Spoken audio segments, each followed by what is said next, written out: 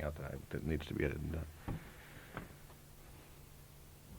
We'd like to welcome Steve Kuhn to WKCR FM in New York, on a very special occasion because Steve is doing one of his weeks at the Village Vanguard, opening tonight, and he'll be there with his trio with Ron Carter and Al Foster, opening tonight again at the Village Vanguard. Our special guest on this afternoon's Out to Lunch, Steve Kuhn. Steve, welcome. Thank you. Is this your first time on KCR? I think it is. If I was here before, it was many, many years ago. Okay. too many years to remember. Okay, well then it's nice to welcome you here. Of course, your music has been heard quite frequently on the air here, but nice to have your voice too.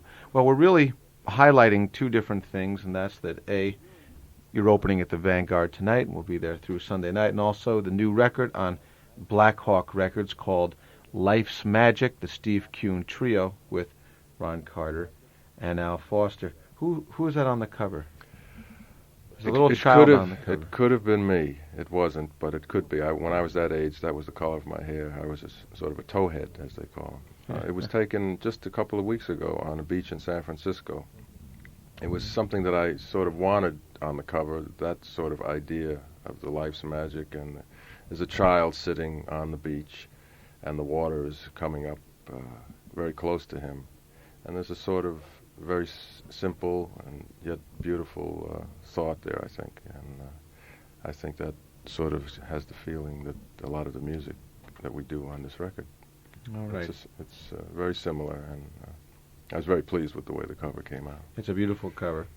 And this is, again, the new Black Hawk label. I think that's Dr. Herb Wong's label. Yes, it is. Right. And he's doing great things.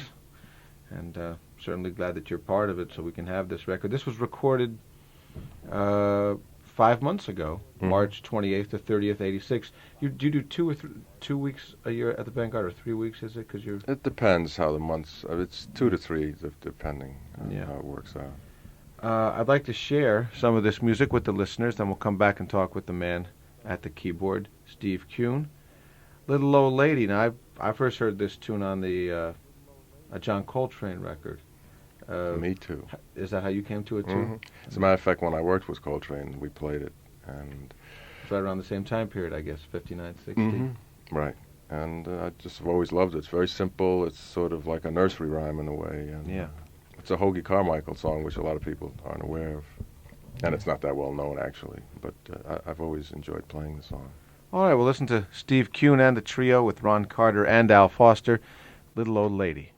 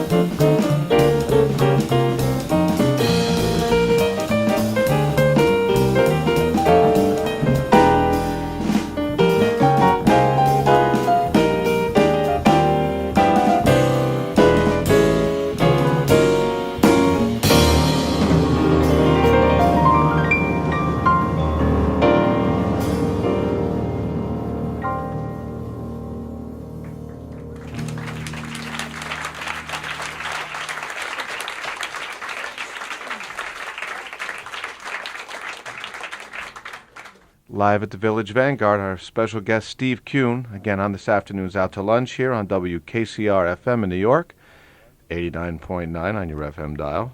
Steve Kuhn Trio, and again, Steve opening tonight at the Vanguard with the same musicians, Ron Carter and Al Foster, and again, Steve is our guest here in the studio. Well, you opened up already a very interesting line to go for questioning when I mentioned where I first heard the record, and of course, you were working as a member of the early Coltrane Quartet, I guess right after he left Miles, Right. around 59 and 60. Mm-hmm. But instead of jumping in right there and asking you about that, I'd like to find out some background about your career, whatever you'd like to share with us. I know from a mutual friend of ours, Dick Sethalter, that you're from that area. You're from New England. Well, not really. I was born here in Brooklyn. Really? A Brooklyn boy. Yes. And how did you wind up there? My father's business, he's in the leather business.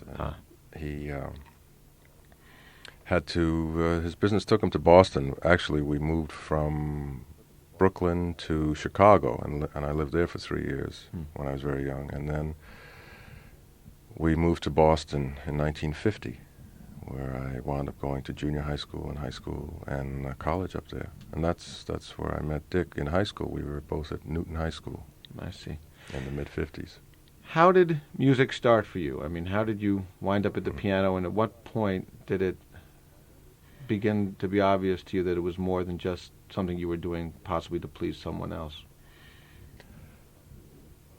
I've never really thought of anything else. I was, I guess, what they called, whoever they are, somewhat of a child prodigy when I was very, very young, when I was just a year or two old. And Were you playing already? No, I wasn't playing, but I was able. I had a great love for jazz music because my father would bring home a lot of '78 records, and I would just be mesmerized. I would be playing them. I would go to as long as I was, either he would help me or I learned how to work the Victrola, as it was called in those days, by myself. And early in the morning, as soon as I'd wake up, that's where I would be. I'd crawl over there, or I don't know, however, I don't remember, obviously, but, and would play these records or have him play them for me. And I was able to, this was written in a book by H. Allen Smith called Low Man on a Totem Pole, which is, it was his best-known book, but it was written, obviously, let's see, I think it was in 1941, and I was 3 years old at the time. I was able to identify the records that he was playing, my father was playing, either in baby talk or however I could be made, however I was able to speak. It was intelligible enough so that they could understand what I was talking about. Tatum or Teddy Wilson? Or whatever, and the titles. Jesus. You know, like Flatfoot Flugie with the Floyd, and things like that, which are hard to say even today. Maybe harder now. So I always really had a strong feeling for jazz music and was listening to it as long as I can remember. And that it sort of just followed naturally. I started taking piano lessons when I was 5, formal piano lessons, and they bought me a piano. And from that point on, I've been trying to play the piano and finding it ever so challenging still. I notice on the back of your record, this new record again called Life's Magic on the Black Hawk label, a new release, that this music is for Stella Kuhn, Elizabeth Pomeroy, and Margaret Shaloff. And Margaret Shaloff, I guess, was a legendary piano teacher, mother of Serge Shaloff, and legendary piano teacher. She wouldn't have been your first teacher because at 5 you weren't in Massachusetts yet. No, but when I studied with her, when I came to Boston at the age of 12, she really just completely redid my technical approach to the instrument and teaching the Russian school of piano technique, which is too involved to get into now, but is really basically, if you can get it together, you're able to play dynamically in the complete gamut and technically in terms of speed and to get the sound on the instrument that I think is very important. And a lot of people are really not aware of that how great a sound you can get on the acoustic piano. So she really had me playing things a lot differently, thinking, approaching, and just breathing the same way you would breathe if you were playing a horn. It's the same Right. principle, and just a complete rethinking of the way I approach the instrument. So essentially, I consider my studying with her, which was probably 3 or 4 years before I went into college, that was sort of revolutionized my whole thinking about playing the instrument. And after that, I never studied formally with her once I got into college because time and just didn't permit, but I was very, very close to her, and she was like a surrogate mother to me and a mentor and a teacher and a dear, dear friend. Outside of the techniques of playing the piano that you got into with her, was she also taking you through the classical literature? I mean, Oh, sure. right That's through it all. and That's that all kind she of stuff? did. Yeah, she never, even though her son was Serge Shaloff, who was an extremely well-known baritone saxophone player at that time, and she had a great feeling for jazz music and improvisation in general. She only taught the technique and related it to the classical repertoire. I mean, it could be related to anything, obviously, but she just taught the classical repertoire because that's what she knew. And she could play very well, although she very rarely played. The lessons I was always playing, and she would just demonstrate something to me, but just do a couple of bars. And I said, why don't you play something all the way through? And she was very reluctant to do that for whatever reason. But she could really play the instrument. Had she had a career as a concert artist at one point? She had studied she came to Boston. She was from somewhere in the Midwest. I can't remember, Nebraska or Kansas. Right off the farm, she came to Boston and studied with Julius Shaloff, who was a very well-known teacher at the time in Boston. And she fell under his spell, and subsequently they got married. He was much older than she. And she had entertained thoughts of having a career. But I think once she married Julius, that just sort of, he wanted her to fulfill the role of the woman's role, whatever, and that was in his mind, but I don't think it included a concert career. And when they were divorced, she decided to teach. She felt as though that was her calling, and she taught for many, many years, and just about everybody who was in Boston invariably wound up just at least meeting with her once or twice, especially in the jazz community, people I know of who just used to stop by her apartment. And she was a great inspiration to a lot of people. Did she pass away recently, or was it a while ago? It's a while. I can't remember what year it was, and I should. I mean, but roughly 5, 10, 20? I would say 77, 78, something like that. Relatively recently. Within 10 years, yes. Yeah. And I never knew how old she was. I mean, she had unbelievable energy and vitality. She was in her mid to late 80s, and she didn't look it and certainly didn't act it. I was amazed to see how old she was when I read the obituary. We're talking with Steve Kuhn, in case you're just tuning in, and we're talking about one of the legendary piano teachers up in the Boston area, Margaret Shaloff, and Steve had studied with her as a young teenager and getting some insight on her. Again, this is Out to Lunch, and this is WKCR FM in New York, 89.9 on your FM dial. My name is Lauren Schoenberg, and in this segment of this afternoon show, we are celebrating the opening tonight of the Steve Kuhn Trio at the Village Vanguard. Everyone knows where the Village Vanguard is, down on 7th Avenue South here in Manhattan, tonight through Sunday night, and the release of this new album on Black Hawk Records, Life's Magic, the Steve Kuhn Trio, with the same gentlemen who are appearing with Steve this week, Ron Carter on bass, and Al Foster on the drums. Well, you mentioned being into jazz when you were very young and identifying the records and just playing forever, in a sense. How did you actually start getting on the scene, and who were some of the people you met early on and played with, and who were some of the first jazz old-time greats that you actually got to meet and be inspired by? The ones I got to meet, I started to play when we moved to Boston, and I was, 13 years old. I was playing solo piano at Storyville, the club that George Wein had at the time in Boston. And I got to meet different people who were coming through, who were the headline groups of the week. And I also had a trio up there, and occasionally we would be backing up a solo artist who came up. We did it for Chet Baker. We did some concerts in the Boston area. Coleman Hawkins, Don Elliott, I recall. There were a few other people I can't really remember. And so you're a teenager at this point. I was 13, Yeah. 13, 14, still in high school, and really wanting to play full time. And my folks saying, "No, you at least got to finish high school." I mean, it's interesting because there was a very, very wonderful pianist in Boston at the time named Dick Twardzik.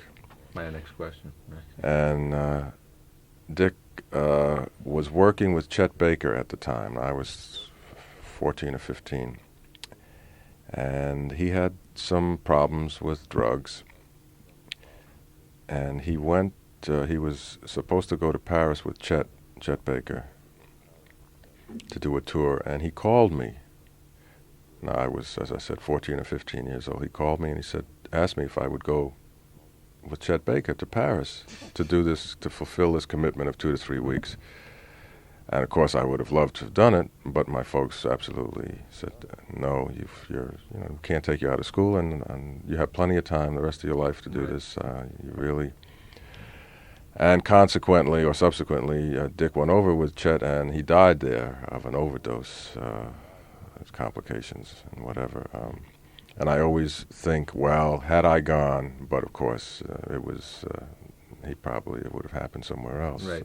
But I really admired him so much, and was very saddened by his passing. I mean, he was such a young fella and really an incredible musician. Could you tell us something about Dick Twardzik? He's one of these handful of legendary figures who only made a few recordings, but who everyone I meet that knew him or played with him all said it was very special and all that.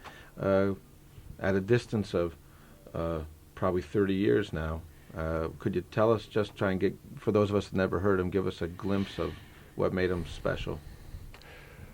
He was very, very well. How can I put this? He knew the European repertoire very well, and he incorporated a lot of so-called European or classical techniques, just bits of information from that repertoire into his playing, into his improvising. And he wasn't, in the traditional sense, a real hard swinging piano player. But he was extremely creative and imaginative, and he was, he could do things just sitting down and spontaneously improvising and really making it sound cohesive and very it didn't sound like rambling. It just because he had such an incredible knowledge of the repertoire, and he used to play solo piano at a club called the Stables, which was right across from Storyville in Boston. And a lot of the time, he would just get so involved. The sets were like 40 minutes for the regular band, and then solo piano for 20 minutes that he would do. And he would get so involved in his improvisations that 20 minutes would pass, and he had no idea what the time was. And the leader of the house band was constantly on his case about this. So finally, one night, he came in with an alarm clock and put it on the piano, and set it for 20 minutes after he started, and 20 minutes were up, the thing went off as loud as could be, and no matter where he was in the song or whatever he was doing, he just stopped right there, and that was things like that. He was a free spirit, I guess, and he had some personal problems, obviously, but he was really extremely creative musician. That's pianist Steve Kuhn on someone he ran up early on in his career against, and that's Dick Twardzik, talking with Steve Kuhn about the early days back in Boston. But again, we want to remind everyone that here in 1986, on the 30th of September, that Steve is opening at the Village Vanguard at 7th Avenue South with his trio tonight. And again, we urge everyone to get down there and check out the Steve Kuhn Trio from Tuesday through Sunday. Well, you really came up at a fascinating period in the music. I mean, listening to records back in the early 40s when we were still in the middle of all that, and then growing up and maturing, during the real heavy early bebop years, and then moving on later into the 50s and what happened there. I mean, I guess you were exposed really to the whole gamut of jazz piano, and I guess especially being around Storyville, you must have heard it all, really. When did you begin to, what stylistic thing did you like gravitate towards too early in these years, like when you were 13 and 15 and all that? What did you sound like? What were you aiming towards? Bebop, really. That's, although I had listened to a lot of the music prior to that, to boogie-woogie piano players and to the stride players, Dixieland, swing era. But bebop is what really caught me. And really those are my roots, and still today. I mean, that's, I feel most comfortable in that idiom, stretching the parameters a bit, I must say. But nevertheless, those are my roots. And the songs, the bebop songs as well as standard songs of the day. I used to, when I was very young, I used to just go through fake books from page after page and just learn. That's how I learned tunes, and aside from listening to records. And so today I have a large repertoire of songs, even though with the trio we play just a minuscule amount. I just found it fascinating to just, there's something. There's so many different songs, and even though there are so many similarities, there's always a little twist and difference here and there, and I've always found it fascinating. And but the bebop era is where my roots are, I think, and so I think that's reflected in the music, especially what I'm doing with the trio. Yeah. What pianists did you hear in those years that were your favorite? I mean, if you had to single out the handful of ones in the early years. Yeah, the one before the 60s or something like that. Let's see. Errol Garner, I remember. Tatum, of course. Did you get to hear these guys in person at all? Yes. Did you hear Tatum? Yes. Yes. That's something else that, I mean, I just love to, Yes. I should say I love to think about it, but boy, people that actually heard that in person, I can imagine the effect it must have had on you. Yeah, he was, I mean, he was unbelievable. He was good. He was good. Yes. Oh, boy. But Tatum and Errol Garner. Did you hear Bud in person, or was he already I may have heard him once. I can't recall. Right. Frankly, I can't recall. I certainly heard enough of his records. Right. He was one of my heroes, was. And Horace Silver, Ahmad Jamal, Wynton Kelly.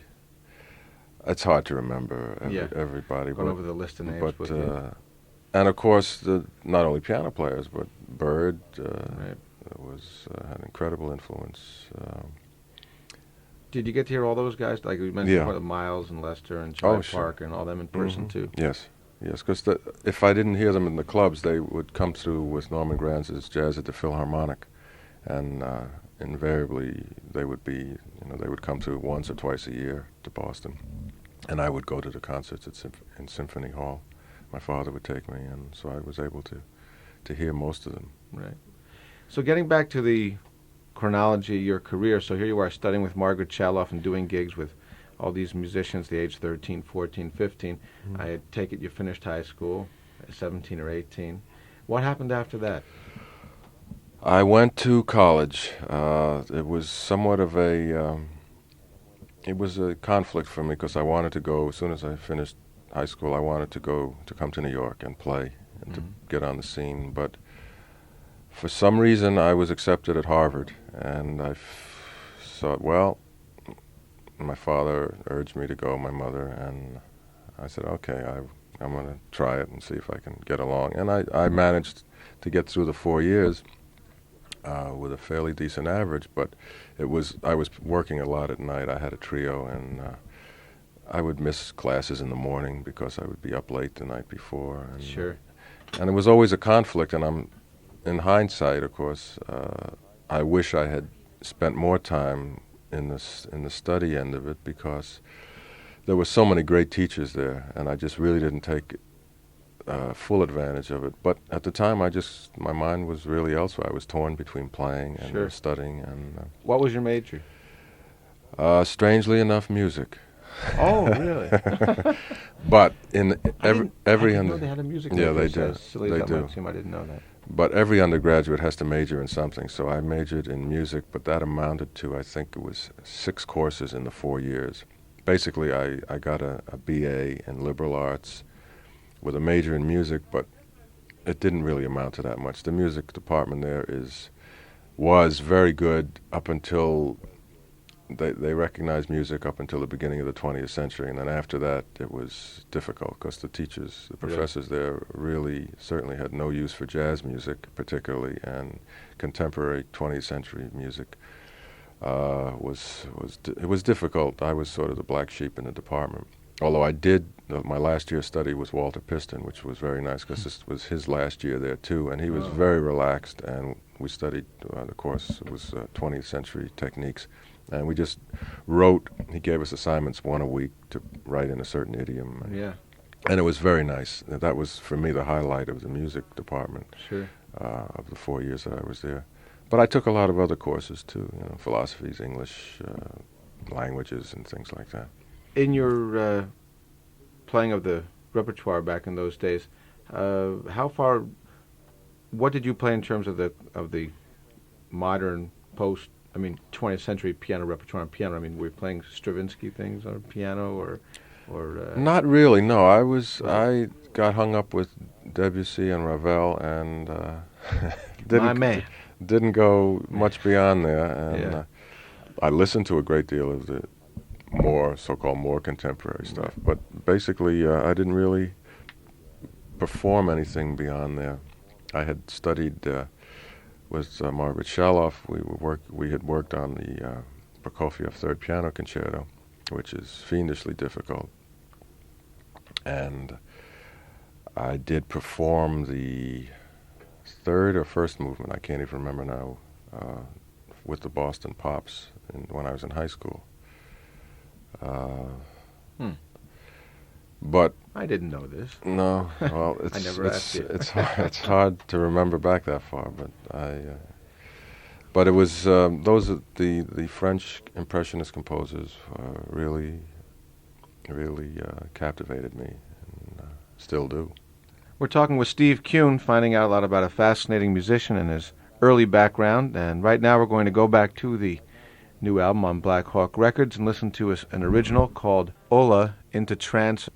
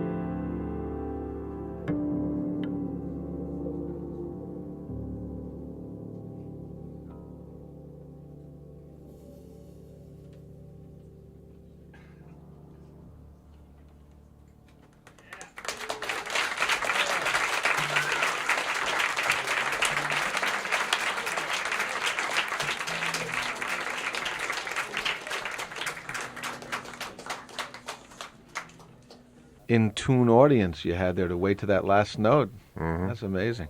That was called Ola into Trance, and could you tell us about that again? Just to remind our listeners, that's Steve Kuhn on piano, and Steve is our guest here on Tuesday afternoons out to lunch. In case you're wondering in case you tuned in during the music, Ron Carter and Al Foster in the rhythm section, and again they're opening tonight at the Village Vanguard, and this is from their new record on Black Hawk Records with a great cover called Life's Magic. And could you tell us about those tunes?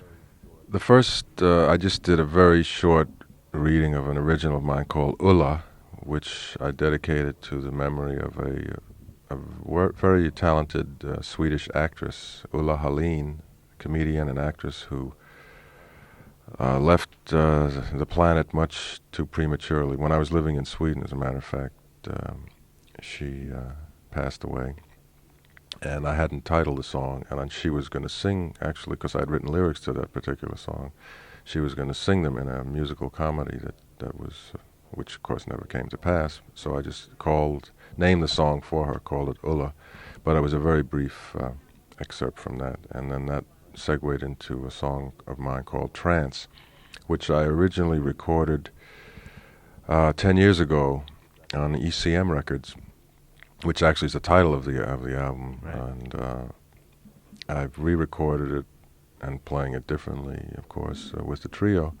But it's something that I've always it's stuck with me. I think it's a song of mine that I really enjoy playing and still find challenging, and sort of captures a mood. The title it's self-explanatory, and but with Al and Ron, there's always different corners turning and different things happening, and it's constantly changing, which is why I love working with these two, especially because, in fact, it is a trio. In the true sense of the word, there's conversation, there's dialogue between all of us, or any combination of the three of us, right. going on all the time, and it's not me with accompaniment. And this is the premise that I wanted, and with these guys, I mean, they're so great that it's easy. I can just sit back and play or not play, and listen, and it's really a pleasure. Yeah. How did your association with Ron and Al start? Ron, I've known for many years.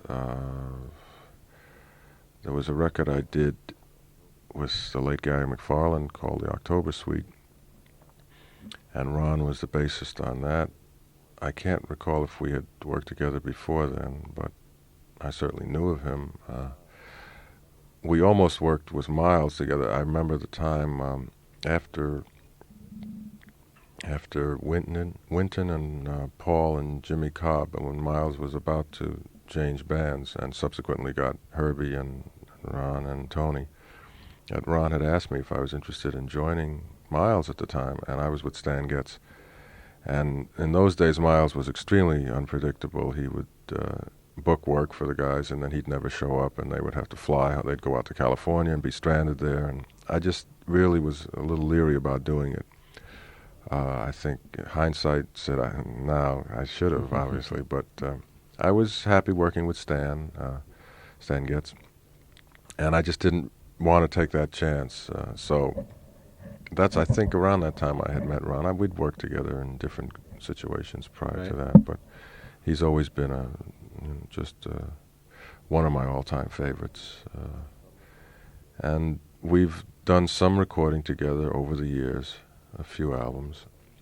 And when I thought about the trio, he was probably the first name who came to mind.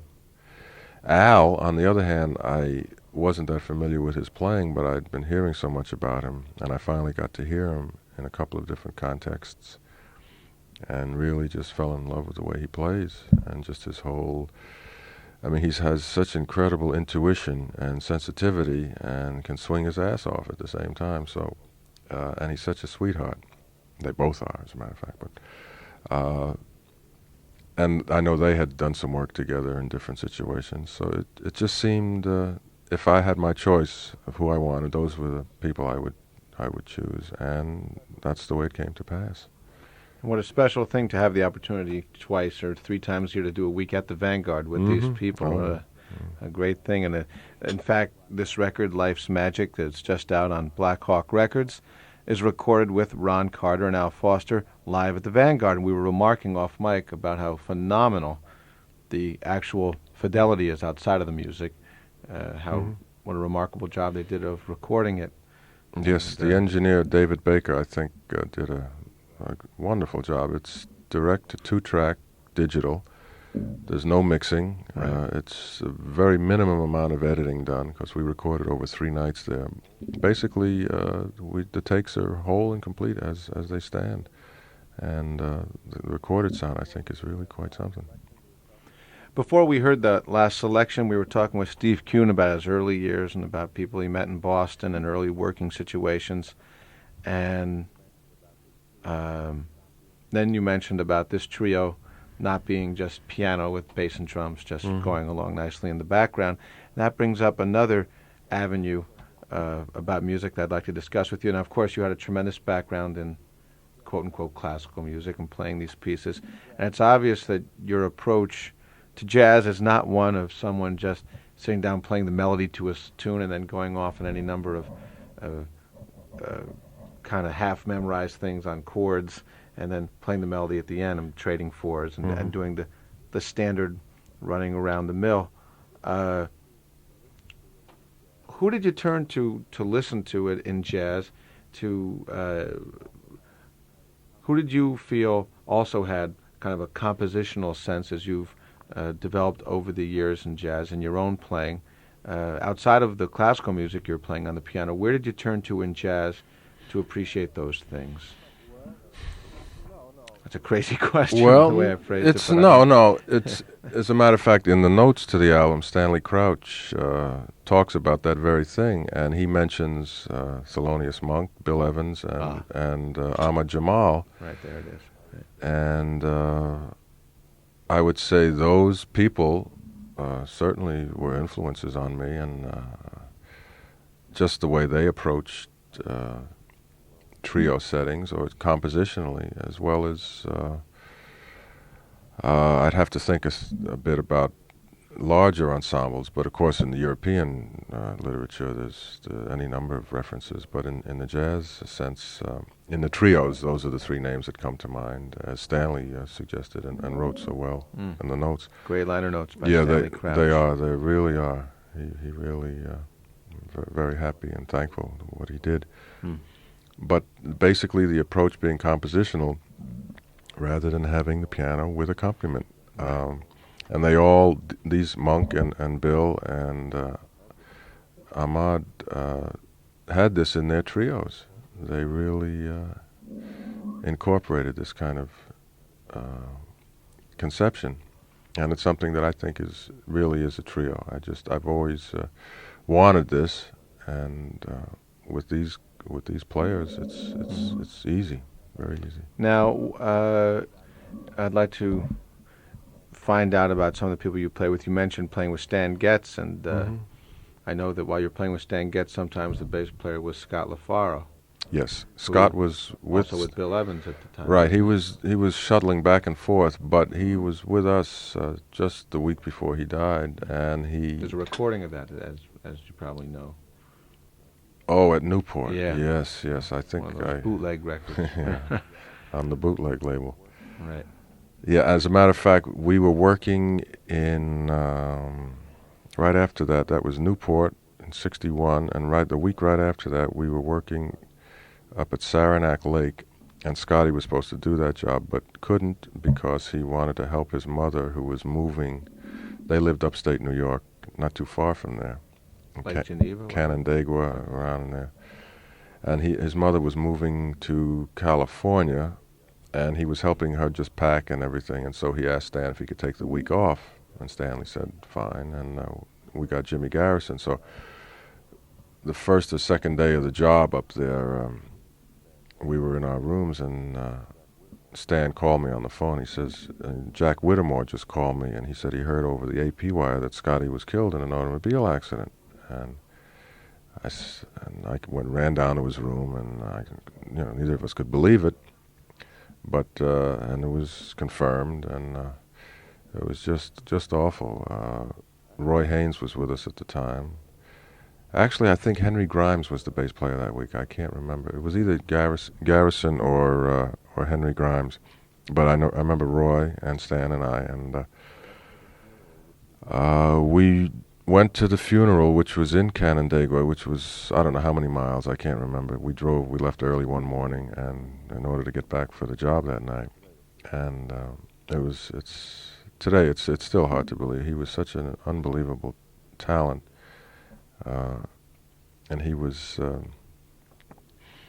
he was with a friend, and it was one of those unfortunate things. He was as straight as a pin, healthy. It just he'd like to drive fast. I remember driving with him when we were in Los Angeles one time. He used to we'd work out there from time to time, and he used to pick me up in the valley where I used to stay with my aunt, and he stayed with his sister or something in Canoga Park, and he would pick me up. And then we would drive into Hollywood to work. With Stan? Yes. And I was always a little nervous driving with him because we would get into those canyons, and the roads there are just like hairpin turns, and he loved to just hit it and take that. I said, Scotty, please. And when you're that age, you don't think about meeting the Grim Reaper, but he. Unfortunately, he was driving pretty fast, I understand, upstate, and he and his friend were both killed, and just really cut short a life that he was 25 years old. 25. Which is shocking. It's unbelievable, considering what he did, and what he there's no telling what he would have done. Of course, We're talking with Steve Kuhn, and in the process of talking about some of his early associations, we've run up against someone like the great Scott LaFaro, who he worked with Stan Getz. After Harvard, where did you go, and how did you wind up in New York? I got a scholarship to, in 1959 when I graduated, there was the Schaefer Beer Company gave scholarships to what was the Lenox School of Jazz. They had 3 weeks of studying up in Lenox, Massachusetts, studying with very well-known people in jazz, the Modern Jazz Quartet, John Lewis, George Russell, Gunther Schuller, Bill Evans was up there that year, Kenny Dorham.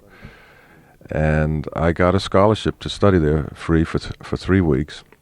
And the summer of '59, after I'd graduated from college, and the students, Gary McFarlane was a student, Ornette Coleman was a student, John Cherry. It was really quite amazing, just the people who were up there. And it was 3 weeks of just hanging out and studying with these people, some more formally than others, but we were just hanging out for 3 weeks, and I had a chance while I was up there to meet a lot of these people, of course, and met Kenny Dorham. And I knew I was going to come to New York, or I was planning to. I was frightened about doing it, but in the fall of '59, I was going to, so to speak, come and seek my fortune. And when I got to New York in September of '59, I remember calling Kenny, among a lot of other people, and he needed a piano player. And so he asked me, and I said, you got it. And there I was. So I worked with him off and on for about 2 years.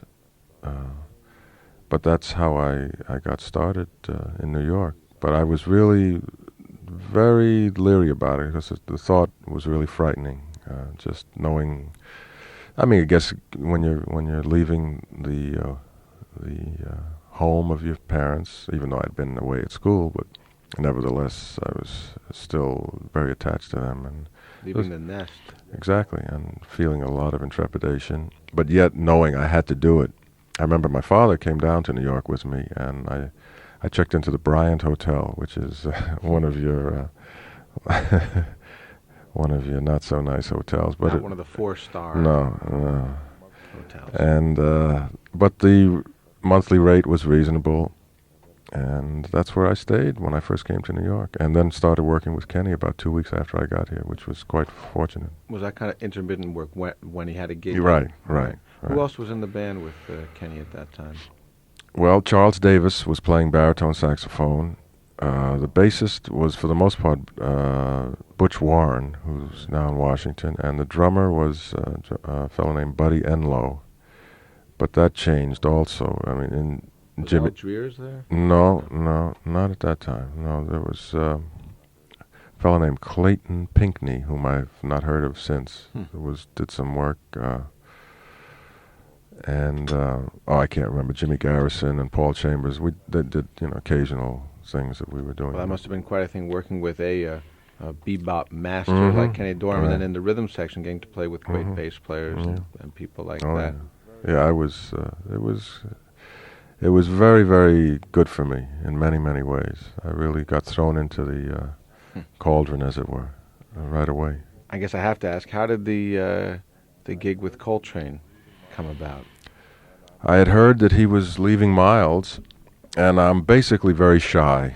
People sometimes misconstrue it and think I'm very aloof, but basically I'm very shy, and it was not like me to do what I did. But what I did do was I called him on the phone and I said, I know you don't know who I am, but I'm currently working with Kenny, and I really love your music, and I would love to just get together with you, and maybe something would happen. And I know he didn't know who I was, but he did. He said, let me get back to you. And over maybe a weekend, he got back to me the following Monday, let's say. And he checked my credentials. I'm sure he called around, and he said, okay, let's get together. So we met in a studio on 8th Avenue, just the two of us, one afternoon, and spent maybe 2 or 3 hours there just playing some of the repertoire that he was planning to do, because I know he had a lot of work lined up, starting with the Jazz Gallery, which was on St. Mark's Place. And he had at least 8 weeks or 10 weeks guaranteed there. And everybody was after him to work. And he had just, the Giant Steps album had just come out, so he was doing a lot of that repertoire. Plus he was doing things that were more modal, and with not so many changes. And so he was sort of caught between those two. He didn't quite know where he was going.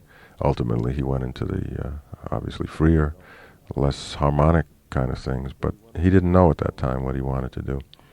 So we went over the repertoire, some of it, and the next thing I knew, a couple of days later, he called me and said, and he mentioned a dollar figure per week. He said, would that be okay to start? And I said, I dropped the phone. I was so excited, and I said, absolutely, and that's how we started.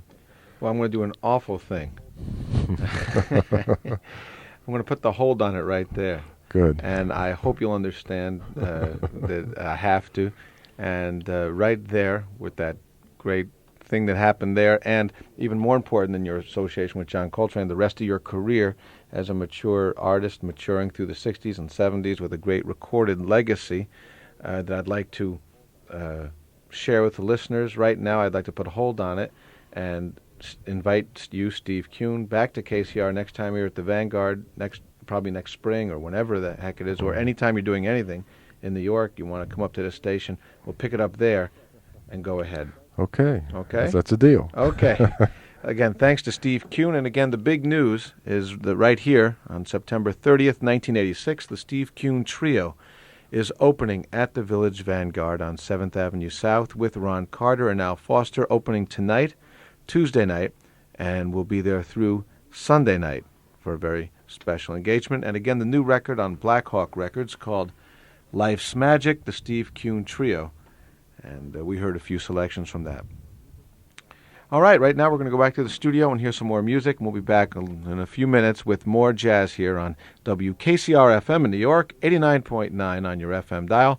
Out to lunch, stay tuned for more music, and now let's hear something else from Steve Kuhn's new record, Life's Magic.